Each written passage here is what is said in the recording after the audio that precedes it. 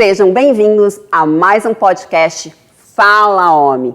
Esse espaço para conversas leves, descontraídas, em que iremos trazer estilo de vida, comportamento humano e, é lógico, muito universo masculino. E hoje, a nossa convidada, a minha querida amiga super profissional, Alessandra Costa, que é especialista em neurociência e comportamento humano. Alessandra, é um prazer tê-la aqui comigo. E quando veio esse assunto, não poderia ser outra pessoa mais especial do que você, dentro da sua bagagem, dentro da sua especialidade. E eu queria que você trouxesse aqui para as pessoas que estão nos ouvindo, para os clientes homens, um pouco da sua trajetória profissional, como você atua, com quem você trabalha. Nos conte um pouquinho. Estou muito feliz de estar aqui. Obrigada pelo convite. Imagina. Uma delícia bater esse papo sobre... Eu acho essa empresa o máximo, né? Uma empresa que olha para os homens, né? Eu achei uma puta de uma sacada, porque é muito interessante o que você vem observando e o que a gente vai conversar aqui hoje. Eu trabalho há mais de 15 anos com liderança, desenvolvimento de liderança, desenvolvimento de inteligência emocional. Atendo muitos homens, né, ao longo de 15 anos. Né? Sou psicanalista, sou neuropsicóloga e espero poder colaborar um pouco nesse bate-papo. Meus queridos, agora eu acho que vocês devem ficar um pouquinho só preocupados, porque a gente vai desvendar o que se passa aqui, ó, tá? Porque ela entende de vocês, ela tá sempre no lado mais executivo de vocês, mas eu quero entender um pouco o que está por trás desse homem, né, Alessandra? E a minha ideia aqui é a gente falar situações que eu vejo no dia a dia dos clientes homens, que eu percebo nesse cliente, né, principalmente algumas coisas que eles ainda não estão resolvidos ainda emocionalmente, todo esse lado mais interno. E por isso que eu trouxe você aqui. Então, eu tenho certeza que você vai nos trazer algumas explicações e agora você ficou preocupado, que eu sei. Mas, vamos lá, Lelê. Então é isso, eu vou trazer algumas situações que eu vejo, algumas perguntas que eu queria que você nos trouxesse essa opinião da neurociência, da psicologia, enfim. Bom, aqui a gente vai falar muito sobre essa relação do homem com a casa, tá? E me fale uma coisa, como você vê que o homem moderno lidar com essa situação da casa, se é assim que eu posso chamar, né, de homem moderno, né? Como você vê que eles lidam com essa situação? Existe ainda um preconceito de que o homem não que não pode, mas a casa não é um ambiente familiar para o homem? Ou você acha que isso é uma história que ficou lá atrás, que hoje o homem moderno já lidar melhor com isso? Isso ainda funciona na cabeça dele? Então, a gente tem que pensar que nós somos herdeiros de uma sociedade por séculos, né, que separou o trabalho por gênero, né? Então, eu posso trazer aqui para você, por exemplo, uma pesquisa que foi feita em 2015. Essa pesquisa analisou exatamente isso. Como era que a sociedade via um homem que está trabalhando em casa, né? Que é o dono da casa. E é péssima o resultado dessa pesquisa. Porque foi uma pesquisa de Harvard e ela observou, o resultado disso foi que ela observou que os homens que estão lá em casa, né, trabalhando, fazendo essas tarefas que normalmente são consideradas femininas, eles são vistos pela sociedade como menos viris, como pessoas bem menos bem-sucedidas. Né? De certa forma, não está bem-sucedida no lado profissional e foi cuidar da casa. Né? Exatamente assim. Isso foi essa pesquisa de 2015. Em 2019, tem uma outra pesquisa que vem de Cambridge. Lá, o que a gente queria ver? O que eles queriam ver? se ainda continuava, né, essa percepção, e sim, continuava a mesma coisa. E a gente está falando de um homem moderno, né? 2019 foi ele. Pois é, já é muito recente, né? Então ainda existia essa relação de um homem que trabalha em casa com uma pessoa menos bem-sucedida. Aí passamos a pandemia. Eu acho que tem alguma relação com isso, e a gente vai ver que essa questão da pandemia, que levou todo mundo para casa, né, trouxe alguns benefícios, né, diante do que foi, mas a gente conseguiu avançar em alguns aspectos. Então, em Londres, foi feita uma outra pesquisa, em 2021.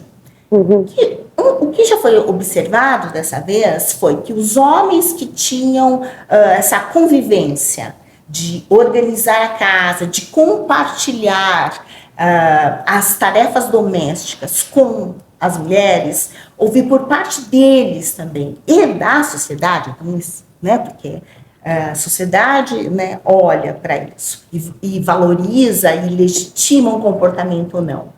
Então, eles já perceberam que isso era uma coisa legal. Então, eles observaram um ganho no relacionamento que eles tinham com a mulher, um ganho familiar, na relação com os filhos. Então, isso já mudou completamente do que era. Então, já trouxe um novo olhar para esse homem que está mais se importando com as questões da casa. Porque ele viu o ganho, né, do lado emocional, do lado de convivência, e talvez nesse momento ele tenha voltado um pouco mais para ele, né? Mas dentro disso que a gente estava falando, que você falou, né, que sem dúvida a pandemia contribuiu muito para que não só o homem, mas que a sociedade mudasse a forma de como é enxergar o ambiente da casa, tá? Como o homem trabalhou ou trabalha isso no psico dele, né? Ele aceita ou para ele ainda é uma barreira? Porque eu sinto um pouco isso, que ao mesmo tempo que, ok, aceita, porque hoje o papel do homem e da mulher está mudando um pouco, mas ainda é um pouco um conflito interno dele, de eu vou cuidar de casa, ou eu vou deixar de ser menos eficiente se eu cuidar de casa. Ao mesmo tempo ele vê ganhos, né, de se autocuidar ou cuidar da família. Como você enxerga que isso hoje está na cabeça primeiro na cabeça desse homem, por trás dele, como ele lidar ainda com esses conflitos, se é um conflito, se você vê isso ainda como uma forma de conflito, e se você acha que a sociedade também vê isso como um conflito ou é uma coisa mais interna dele?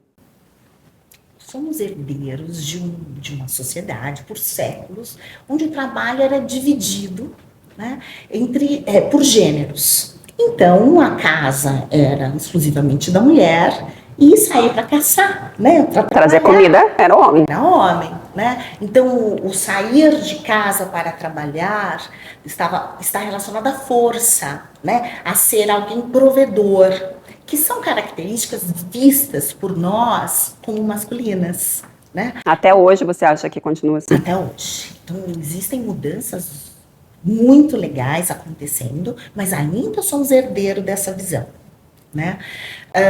Então, existe sim um novo olhar, né? Mas existe um preconceito ainda. Mas existe ainda. Por que eu preciso fazer isso? Eu também sinto isso. Isso não é para mim. Isso não precisa ser eu. E eu não sei se você tem essa experiência, mas é assim, quando, não sei se contratam a OME, vão falar assim, olha, faça aí. Né, você nos conte também, né? Porque assim, não é para mim, não sou eu, né? Então a mulher olha a casa de uma maneira muito diferente do que os homens. Aí você pode me perguntar, existe de verdade uma diferença cerebral? Existe o cérebro do homem e o cérebro da mulher? Existe, mas num contexto assim, as diferenças neurológicas, né, de conexões, são pequenas. Existe uma diferença de massa cinza, de massa branca, existem, mas são poucas diferenças. Eu achei que essa diferença fosse significativa, até a questão de que a mulher está muito relacionada a fazer 1000 atividades, né? Uma casa demanda 1000 atividades, né? Principalmente você vai cozinhar, você vai limpar, você vai cuidar de um filho, você vai... E a mulher tem essa facilidade. E o homem já vejo que é um outro perfil. Eu achei que isso era bem explicado neurologicamente. Então, isso existe uma significância, mas não é o mais importante. Não, neurologicamente a gente vê que existem sim mais conexões em alguma parte do cérebro da mulher que beneficia ou deixa ela mais à vontade para lidar com linguagem, com comunicação, para ter uma empatia pelo outro, por ter empatia. Uhum. O homem tem uma mais conexões cerebrais em regiões do cérebro que confere a ele mais foco, por exemplo. Mas essas diferenças, né, neurológicas são pequenas, perto das semelhanças. Mas o que você está me falando são diferenças que são culturais. Aí é um mundo à parte. Aí, como que a gente educa, né, o menino e a menina? Quais são os brinquedos? A menina vai brincar de casinha, como fazer comidinha para boneca, né? E o menino vai, sei lá, brincar de fazendinha, de carrinho e enfim, né? E isso confere a nós uma diferença comportamental muito grande, né? Então, o que é? Qual é o exercício? O brinquedo é simbólico. E nessa simbologia, a gente vai construindo a nossa percepção de mundo. Sim. Então, quando você ganha um carrinho, o seu amigo tem outro carrinho, então o que está sendo estimulado? A competição, né? A força, a potência. E a mulher, quando está brincando de casinha, né? Ela está mais contida, fechada nela. Cuidando da boneca. Observando os detalhes, né? Então, as diferenças que você está me falando, que você observa no seu trabalho, na hora do homem olhar para a casa dele, tem daí, né? Eu acho que também... cultural. A gente vem também... a nossa geração, posso te falar que, assim, a mulher ficava em casa, minha mãe ficava em casa, cuidando da casa. Meu pai ia para a fazenda, né, para buscar o sustento para a família. Nós crescemos numa geração que isso era o trivial. Hoje já está mudando muito. A mulher está indo no mercado de trabalho, a mulher também está trazendo sustento para casa, né, e pode haver situações em que esse papel se inverteu, né? O homem muitas vezes ficou mais em casa, cuidando do filho, cuidando de casa, e a mulher está no campo de trabalho. Mas você acha que o homem está preparado para esse change? Porque eu acho que a nova geração, isso vai acontecer muito. Né? A gente está falando aí da geração dos 20 e poucos anos, dos 15 anos, mesmo as crianças.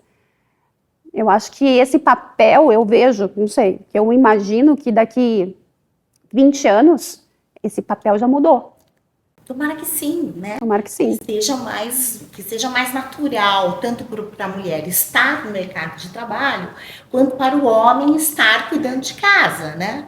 Eu acho que a gente está caminhando para isso. Não, eu também acho, que não seja tão dividido as coisas, né?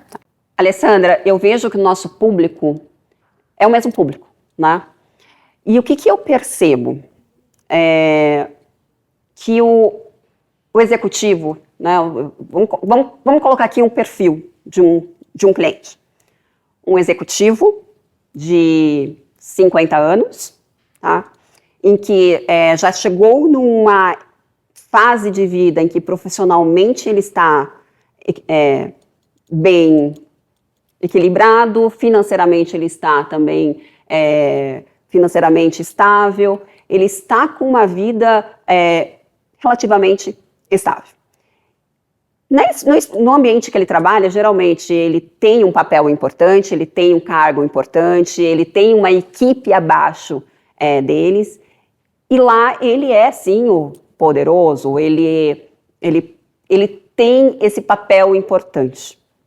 E veja que quando esse mesmo cliente, esse mesmo homem chega na sua casa, né, aí eu estou falando até uma casa em que existe uma esposa, existe uma família, existem os filhos, esse papel muitas vezes continua exercendo, aqui eu sou também o CEO, né? Só que ao mesmo tempo aquele papel rígido, aquele papel em que ele não aceita se acolher e manifestar quem é ele, mas eu também vejo que com a pandemia, como você falou, esse papel se quebrou um pouco, e isso vem mudando muito, muito rápido, né? Que o homem, ele deixa de ser esse... o poderoso, e passa também a ser, olhando o lado mais dele emocional, ele passa a ser pai, ele passa a ser esposo, para ele talvez agora já não tem mais tanta importância de ir lá lavar uma louça, porque é o momento que ele está lá com a filha lavando louça, enfim. E aí eu te pergunto, como eles lidam com isso? Né? Porque acabam tendo um homem com 2 papéis, o papel do CEO em um território que ele domina, em que o lado emocional dele está muito escondido, e o lado do pai, do marido, de estar na casa, que é um ambiente que muitas vezes não é ele que comanda, ou né, que talvez ele também acessa muito mais das emoções com as pessoas com quem ele ama. Como ele lidar com essa situação? Porque eu vejo que isso também é um desafio para eles, né? Separar as 2 coisas, e se é que precisa separar, né? Pois é, eu acho que precisa separar. E que os homens são melhores nisso do que as mulheres. Mas sim, existem os que chegam em casa, né, e continuam exercendo a função profissional. Mas eu tenho muita certeza de que isso vem se modificando, né? Como os homens têm facilidade de exercer 2 papéis e não deixar que um esmarre em outro, né? Lá eu sou o CEO, a cabeça deles é mais segmentada.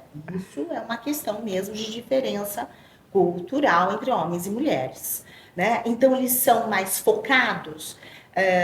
Já teve esse momento da nossa sociedade em que era muito difícil o cara se despir, né, desse papel profissional. Mas isso vem mudando. Não sei qual é a experiência, se você já consegue observar isso nos seus clientes. Eu vejo que vem mudando.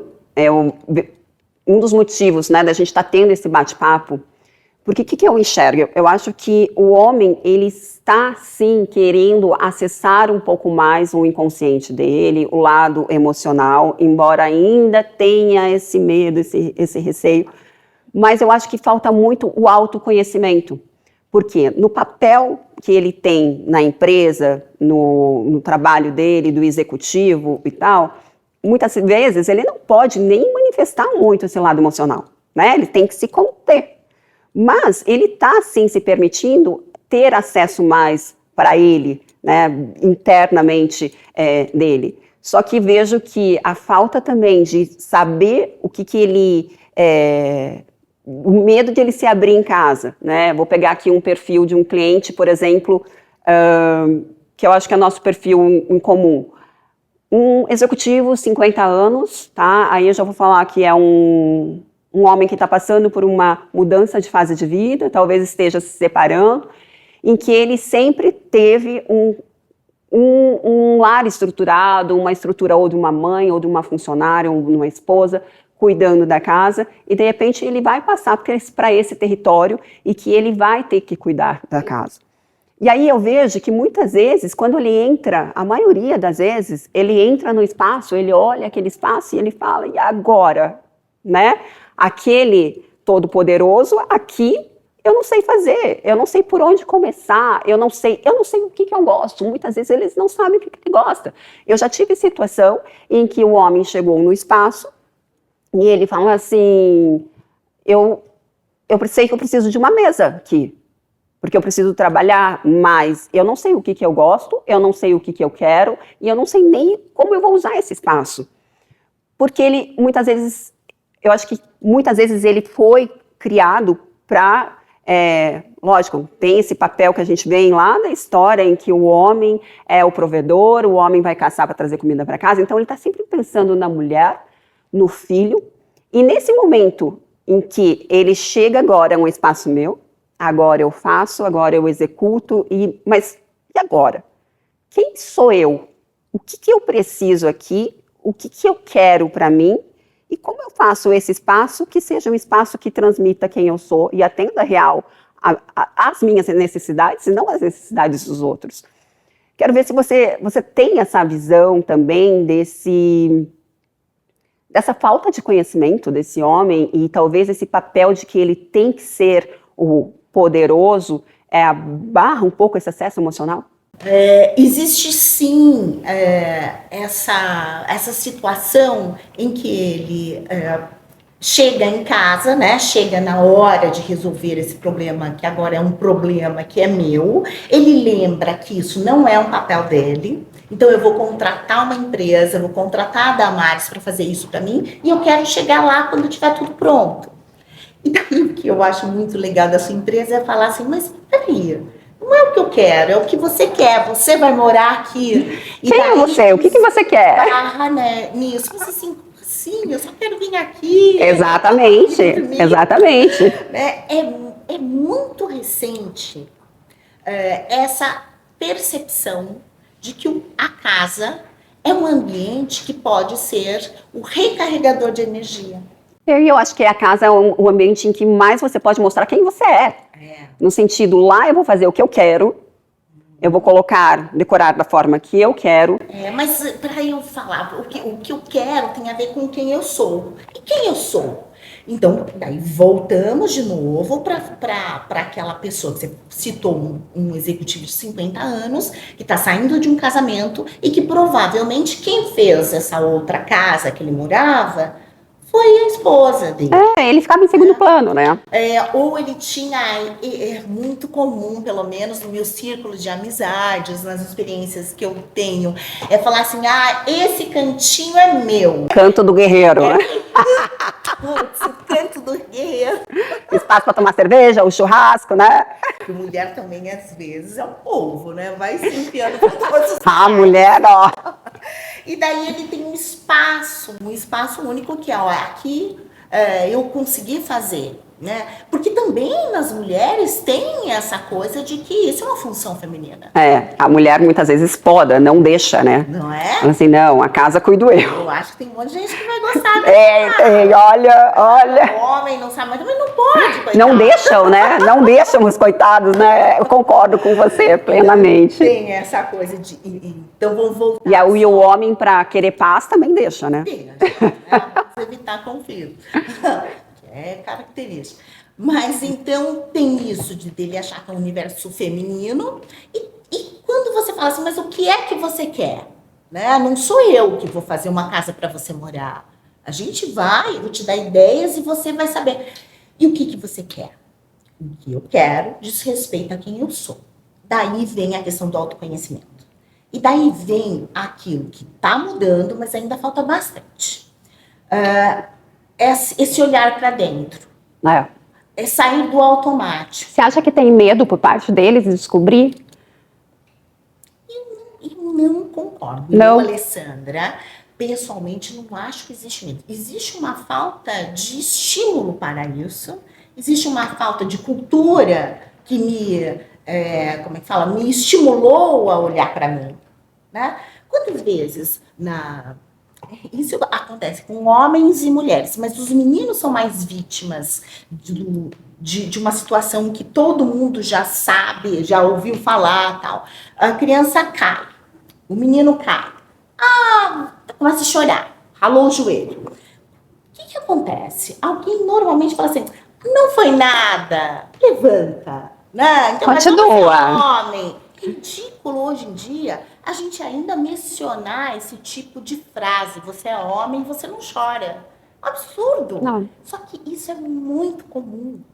É mais comum do que a gente imagina. Sim. E às vezes a gente está replicando, a gente nem concorda. Só que a gente reproduz uma fala que a gente passou a vida ouvindo. Sim, sem dúvida. Né? Então, como esse homem vai acessar quem é ele, né? Acontece com mulheres também. Se eu acessar, eu vou ser criticado. Mas existe sim um movimento muito interessante, já vem vindo há muito tempo, né? Que se fala de saúde mental, mas a pandemia deu uma acelerada nesse processo, né? E fez com que as pessoas pensassem em saúde mental. Mas não era tão claro. Pensar em saúde mental estava muito relacionado a alguns nichos muito específicos. Não, e era meio que visto assim, saúde mental, você é problemático. Agora, olha só, você, uma arquiteta que está interessada nesse tema. Você viu que a casa pode ser esse ambiente que recarrega energia, que traz acolhimento. Identidade dessa pessoa. Autenticidade. Eu quero uma casa autêntica. Mas quem sou eu? O que é autêntico em mim? Uma diferença que acontece entre homens e mulheres que a gente pode citar é que a mulher, às vezes, faz uma casa para um aconchego, olhando para si, para ser um acolhimento, e o homem para mostrar. Isso sim. Eu acho que isso não existem mulheres também querendo status. Mas eu acho que o homem, ele está muito mais ligado a esse lance do poder, né, do dinheiro, do poder, do que a mulher. Então eu vejo sim que os homens muitas vezes estão, às vezes, até mais preocupados do que as pessoas, os convidados deles vão achar sobre a casa, vão pensar ao entrar na casa, do que como vai ser o uso dele.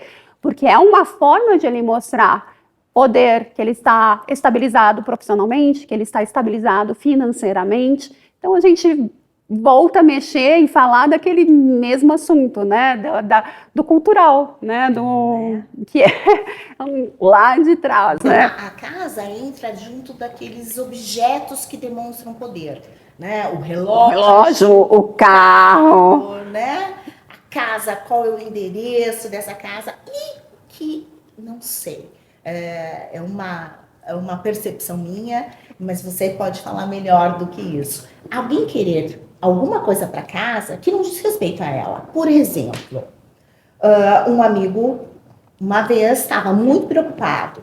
Tinha pouco espaço, mas ele queria colocar uma adega lá. A adega é um dos itens queridinhos dele. Simplesmente olhei para ele e falei assim, mas você não toma vinho?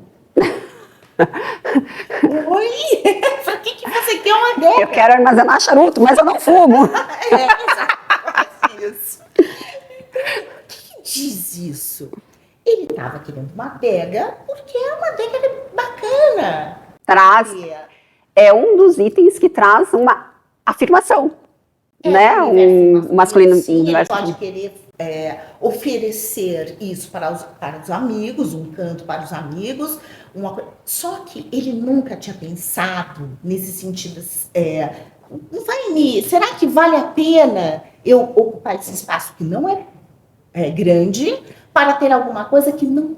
Ao invés de eu ter um lugar que faça sentido para mim. Exatamente. Não fala, isso não conversa. Então eu quero coisas na minha casa por status.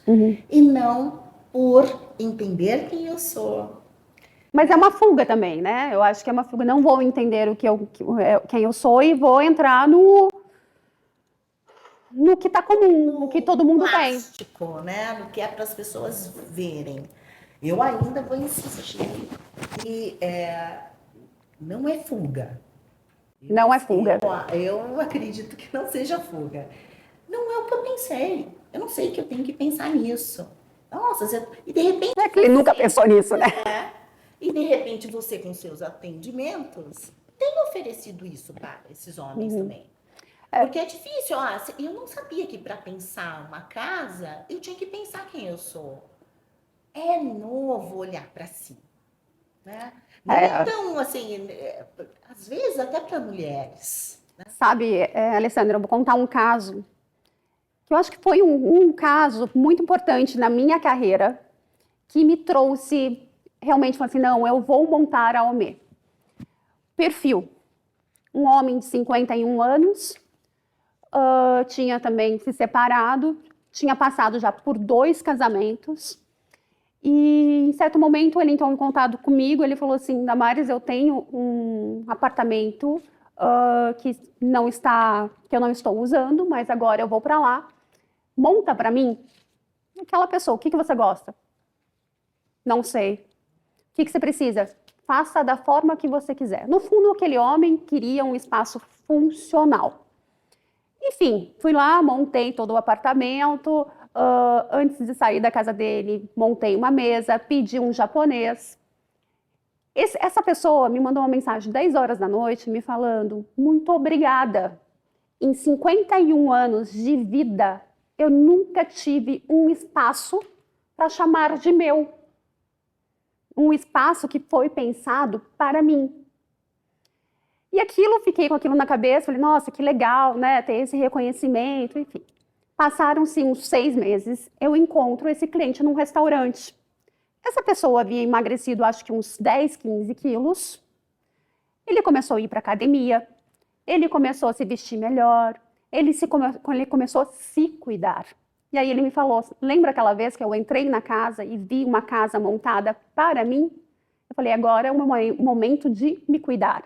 Agora é o momento de eu acessar o meu eu. E realmente ele começou a fazer terapia, começou a malhar, começou a buscar outros vínculos e realmente se priorizar.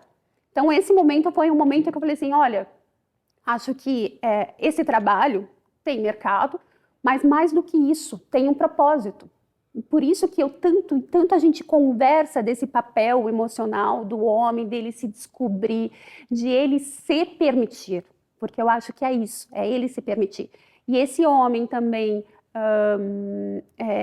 seja o recém-separado, ou seja o homem também que a gente faz muito para executivos, né, que tem apartamento de apoio de fora de São Paulo, que tem apartamento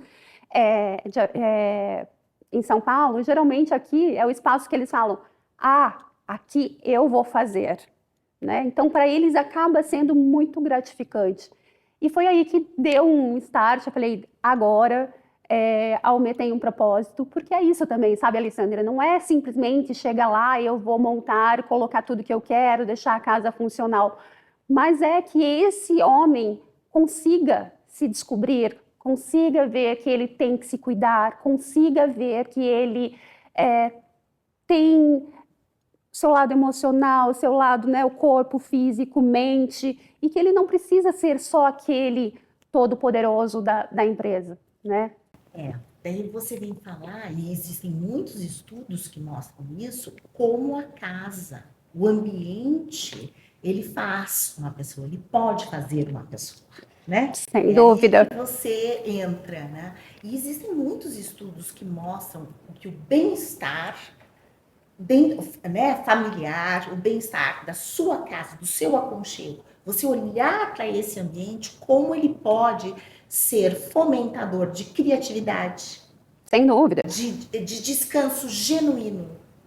Um ambiente que não fala comigo, ele pode ser muito estressante. Então você sai do ambiente de trabalho e continua sem um espaço que te acolha.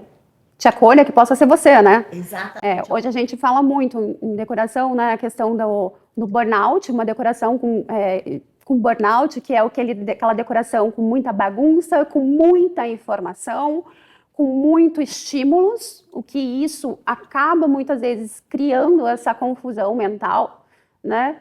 Então, isso a gente se aplica muito no mercado de trabalho, isso você pode falar melhor, né, na questão, tô com burnout, né?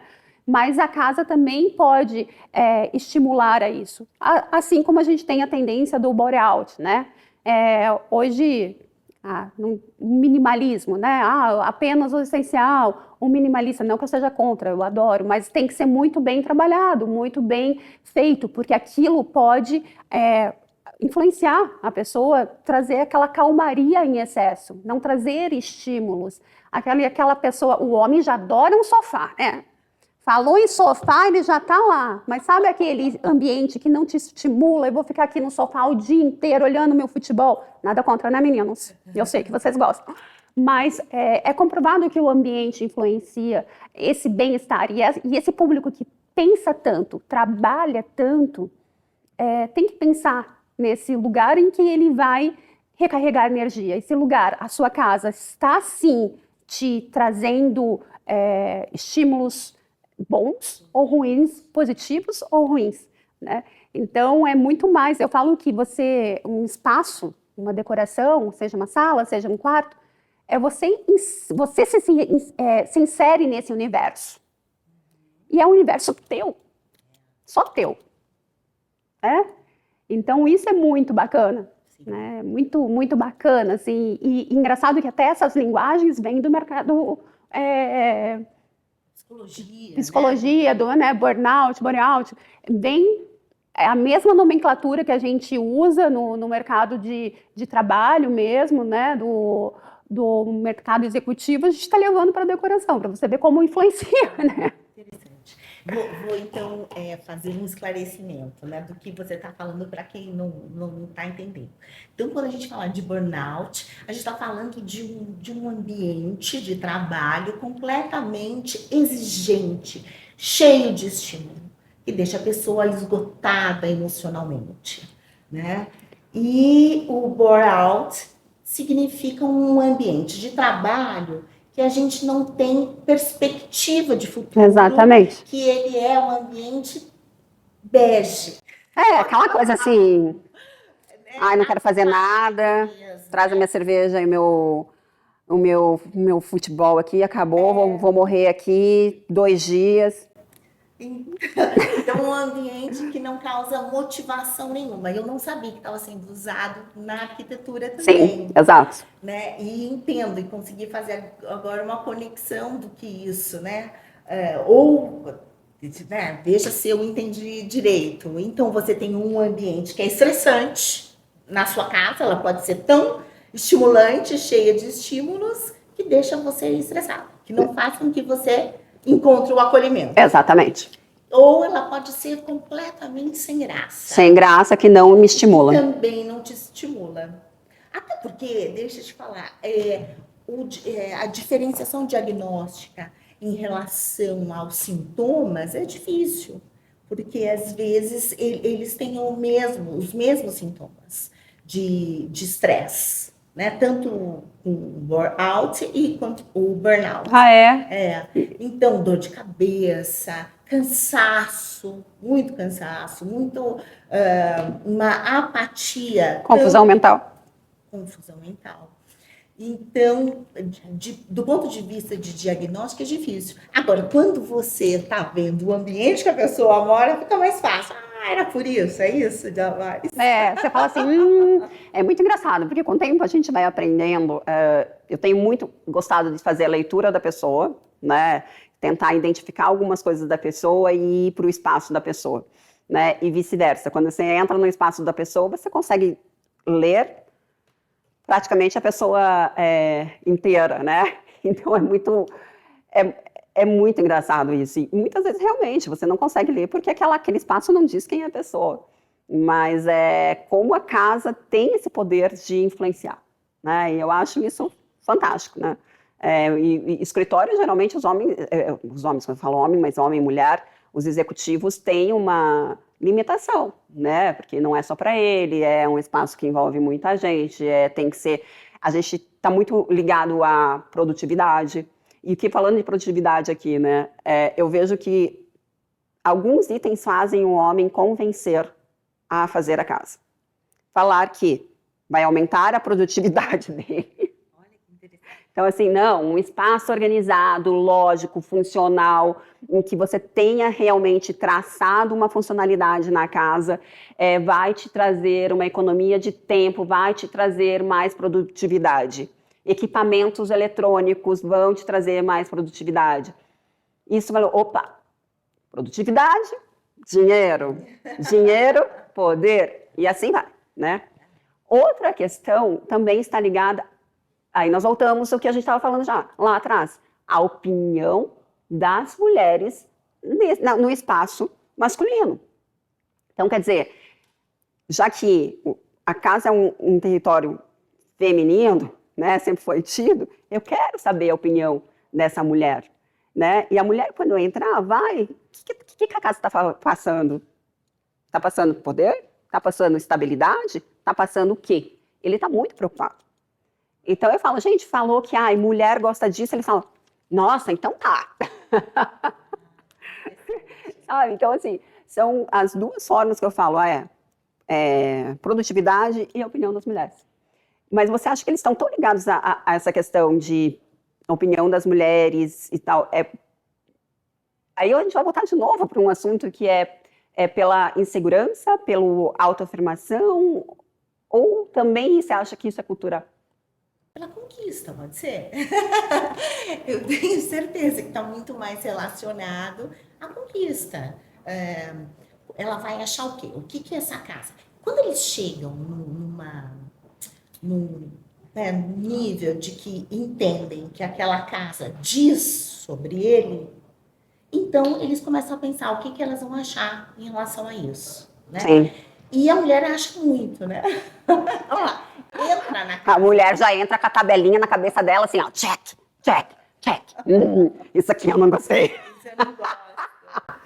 Então, e daí, pela conquista, ele quer saber, será que eu estou passando a imagem que eu quero passar? E aí, não é só isso, eu acho que tem aí a questão do homem ter o papel masculino de ser de conquistar a mulher, de ser o homem que vai conquistar a mulher, de ser esse lado másculo e tal, né? Então eu vejo que a casa está muito relacionada a isso também, na cabeça deles. Sempre, sempre. Mas a mulher quando entra numa casa, ela observa essas coisas. Ele é um homem que está aberto para relacionamento? Ou Ele está passando aqui e só está dormindo? Porque ele não está com uma intenção de fazer desse lugar um lar, né?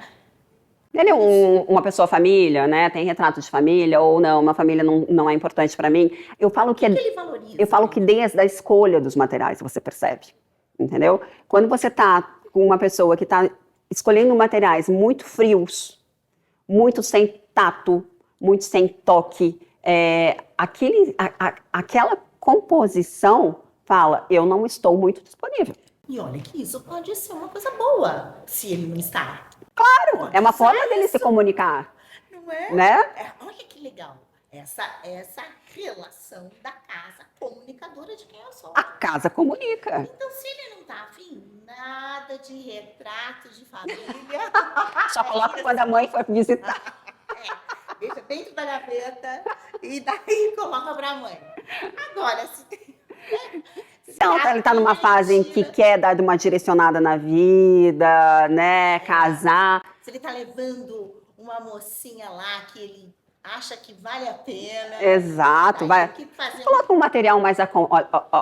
consultoria grátis. Coloca um material mais aconchegante, um tecido um pouco mais gostoso. Abaixa a luz, coloca a foto dos sobrinhos. Mas a gente tá brincando, mas isso é fato, né?